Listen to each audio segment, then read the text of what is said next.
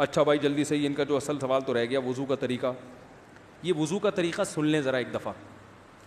وضو تو سب کو ہی کرنا آتا ہے, لیکن جو صحیح پراپر سنت طریقہ ہے نا اس سے لوگ وضو نہیں کرتے. نماز کا طریقہ تو بڑا لمبا ہے, اب وہ تو پوری کر کے دکھانا پڑے گا نا, تو وہ پھر کسی اور وقت انشاءاللہ. وضو میں جو ہے نا لوگ کیا کرتے ہیں, بہت زیادہ ہو گیا ہے, چھوٹے بچوں کا اور بڑوں کا لحاظ یعنی تھوک اور ناک وغیرہ کپڑوں میں بدن پہ لگ جائے تو پاک ہوتے ہیں, نہ پاک ہوتے ہیں. اگر نماز پڑھنے بلی آ کر پاؤں چاٹنا شروع کر دے تو پاک رہے گا, بلی کا جھوٹا پاک ہے. تو کیا ہوا, وضو کا جو طریقہ ہے نا لوگ کیا کرتے ہیں عجیب, نارملی تو سب صحیح کر رہے ہوتے ہیں لیکن جو صحیح سنت طریقہ اس کو فالو نہیں کرتے. طریقہ یہ کہ آپ نے ہاتھ دھونے کے بعد بائیں ہاتھ سے نلکا کھولا, سیدھے ہاتھ میں کیا لیا, پانی لے کے نلکے کو فوراً کیا کر دیا, چلو میں پانی لے کے. لوگ سمجھتے ہیں نلکا کھولنا تو سنت ہے, بند کرنا سنت. ارے بولو نا یار, نہیں ہے. تو کلی تو سیدھے ہاتھ سے کرنی ہے نا, تو الٹے ہاتھ سے آپ کیا کر دیں گے, نلکا بند. کیونکہ نبی صلی اللہ علیہ وسلم جب لوٹے سے پانی نکالتے تھے تو چلو میں پانی لے کے لوٹے کو سیدھا کر دیتے تھے. یہ نہیں کرتے تھے کہ لوٹے سے لوٹا اسی کیفیت میں اور پانی بہتا چلا جا رہا ہے. تو آپ نے نلکے کو لیفٹ ہاتھ سے کھولا اور چلو میں پانی لیا اور فوراً نلکے کو کیا کر دیا, بہت زور سے بھی بند نہ کریں, اس کا واشر خراب ہو جاتا ہے, بس آرام سے بند کر دیا. کیونکہ وہمی ہوں گے نا, وہ یوں کر کے کرتے رہیں گے, نلکے توڑ دیتے ہیں کہ بھئی ایک قطرہ بھی ضائع ہو گیا تو قیامت کے دن کہیں جہنم میں نہ پھینک دیں ہمیں, اس لیے پورے کوئی نمی بھی نہ آئے, تو تھوڑا سا بند کر دیں, ایک آدھ قطرہ ٹپکنے سے کچھ نہیں ہوتا. یہ لیا آپ نے, منہ میں کلی کی, مسواک کی, مسواک نہیں ہے تو انگلی سے دانت صاف کیے, غرارہ بھی کیا اگر روزہ نہیں ہے, ٹھیک ہے. پھر نلکا کھولا, پھر بند کیا, پھر کلی, اس طرح. پھر نلکا کھول کے دائیں ہاتھ میں پانی لیا, ناک میں نرم حصے تک پانی پہنچا کے اچھی طرح ناک کو صاف. اور نلکا پہلے وہ ویسے ہی بند ہو چکا ہے, اب ناک کو اچھی طرح صاف کریں سامنے والے کا خیال کر کے. آئی بات سامنے, سامنے تو یہ نہیں ہوتا, وہ ہوتا ہے سامنے, اس کا زیادہ خیال کرنا پڑتا ہے کیونکہ بس زیادہ تفصیل میں نہیں جاتا ہوں. تو چھوٹی انگلی سے اچھی طرح ناک کو صاف کیا, اس کی رطوبتیں نکالی, ٹھیک ہے.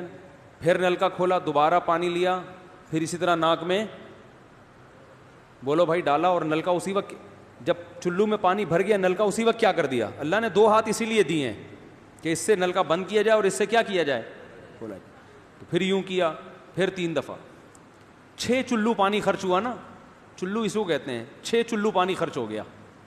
پھر آپ نے کیا کیا, نلکا کھولا لیفٹ ہاتھ سے, جو اصل طریقہ ہے وہ تو یہ ہے, سیدھے ہاتھ میں پانی لے کے نلکا بند کیا اور سیدھے ہاتھ سے پانی پیشانی پہ ڈال کے دونوں ہاتھوں سے پھیلا لیا.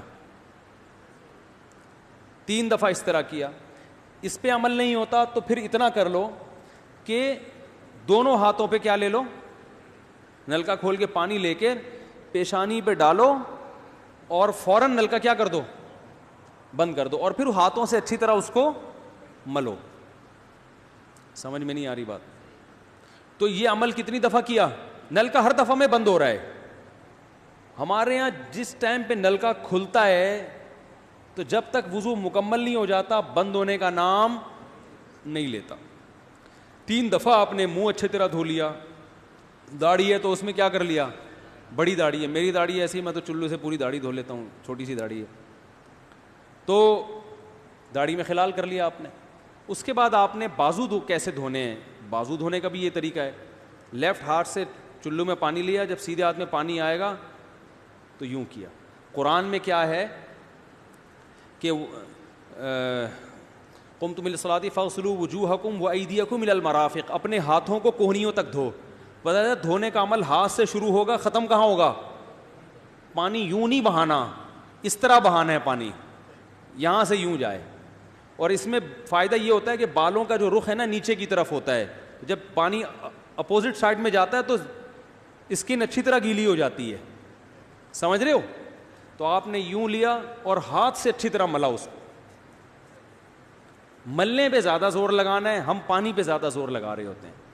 پھر یہ بھی ہو سکتا ہے کہ دونوں ہاتھوں سے لو, دونوں ہاتھوں سے نلکا کھول کے دونوں ہاتھوں سے پانی لے کے, کیونکہ اس میں زیادہ پانی آ جاتا ہے, تو پانی لے کے آپ نے لیفٹ ہاتھ کو بھی یوں کیا نا, تاکہ یہ پانی بھی ادھر ٹرانسفر ہو اور یوں چلا جائے. اس طرح سے آپ نے دوسری دفعہ دھو لیا اور نل کا کیا کر دیا بند, پھر تیسری دفعہ بھی ایسا ہی کیا.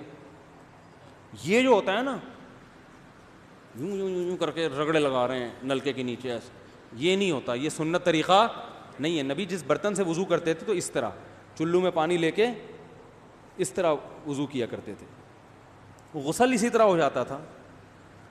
تو اب پھر لیفٹ میں بھی ایسے ہی ہے, لیفٹ میں پانی ڈالا اور سیدھے ہاتھ سے سہارا لے کے کیا کیا, دونوں ہاتھوں کا پانی ادھر آ جائے گا, ایک دفعہ دھل گیا. اچھی طرح مسئلے کونیوں تک پہنچ جاتا ہے, اور پریکٹس کے بعد تو بہت اچھا ہو جاتا ہے. اس کے بعد آپ نے کیا کیا, سر کے بالوں کا مسا. سر کے بالوں میں جو یہ ہے یہ طریقہ کچھ بھی نہیں ہے, کہیں بھی ثابت نہیں ہے. سیدھا سیدھا آپ نے ہاتھ گیلے کیے, پیچھے لے گئے. ایک حدیث میں صرف یہاں تک آتا ہے, ایک حدیث میں واپس لانا بھی. تو دونوں طریقے ہیں مسا کے, صرف پیچھے لے جاؤ یا پیچھے لے جا کے پورے سر پہ ایسے ہاتھ پھیر لیا, کیا ہو گیا سر کا مسا. پھر انگلیوں کا, وہ کانوں کا, الاذنان من الراس, حدیث میں آتا ہے کان کس میں سے ہیں, سر میں سے. کیا مطلب, اس کے لیے نیا پانی لینے کی ضرورت نہیں ہے. کان کا مسا کیا اور کانوں کی لو کا مسا کیا. گردن کا مسا بہت اختلاف ہے اس میں. احناف کے ہاں سنت, احناف بھی نہیں کہتے, افضل ہے, بہتر ہے. سنت کے لیے جتنی مضبوط دلیل ہونی چاہیے وہ گردن کے مسا پہ نہیں ہے, اس لیے احناف کا بھی فتویٰ یہی ہے کہ بہتر ہے کر لو, سنت نہیں, زیادہ زیادہ اس کو مستحب کہا جائے گا. تو گردن کا مسا کر لیں تو بھی ٹھیک ہے, نہیں کریں بولو بھائی ٹھیک ہے. لیکن یہ جو یہاں کا مسا نہیں ہوتا, بعض لوگ پوری گردن کو یوں کر کے لا رہے ہوتے ہیں, ایسا نہیں ہے. تو گردن کا مسا یہ جو یہاں سے کیا جاتا ہے, یہ پچھلے جانب سے ہمارے حضرت اس کے قائل نہیں تھے. وہ کہتے تھے مسا جہاں بھی شریعت میں ملتا ہے یہاں سے ملتا ہے. تو ان کی رائے یہی تھی کہ اگر گردن کا مسا کرنا ہے تو گدی, گردن نہیں گدی کا مسا, تو یہاں سے کر لے. لیکن یہ کوئی نہ سنت مؤکدہ ہے نہ کوئی زیادہ تاکید ہے اس کی, کوئی کرے ٹھیک ہے, نہیں کرے تو بھی ٹھیک ہے. تو اس کے بعد اس لیے کہ بہت سے لوگ اس کے قائل نہیں ہیں تو ان سے بحث نہ کریں, ٹھیک ہے نا. بہت سے لوگ نہیں کرتے گردن کا مسا, بہت سے علماء فقہاء اس کے قائل نہیں ہیں. اس کے بعد آپ نے پاؤں دھونا ہے. تو پاؤں میں بھی یہ کہ قرآن نے کیا کہا کہ الی الکعبین, انگلیوں سے شروع ہوگا اور ٹخنوں تک پانی جائے گا. تو انگلیاں رکھیں نلکے کے نیچے اور لیفٹ ہاتھ سے اس کو اچھی طرح کیا کریں, دھوئیں, اور انگلیوں کا خلال بھی کریں. تو بہت چند سیکنڈ میں ہو جاتا ہے یہ کام. اور پھر نلکا بند کر دیں. پھر دوسرا پاؤں, سیدھے ہاتھ سے نلکا کھولا, سیدھا ہاتھ نلکے پہ رکھیں اور الٹے ہاتھ سے پاؤں دھوتے رہیں. جیسے ہی دھل جائے تو میرا خیال ہے ایک مگا پانی بمشکل استعمال ہوتا ہے, ایک مگا جو ہوتا ہے نا نہانے والا.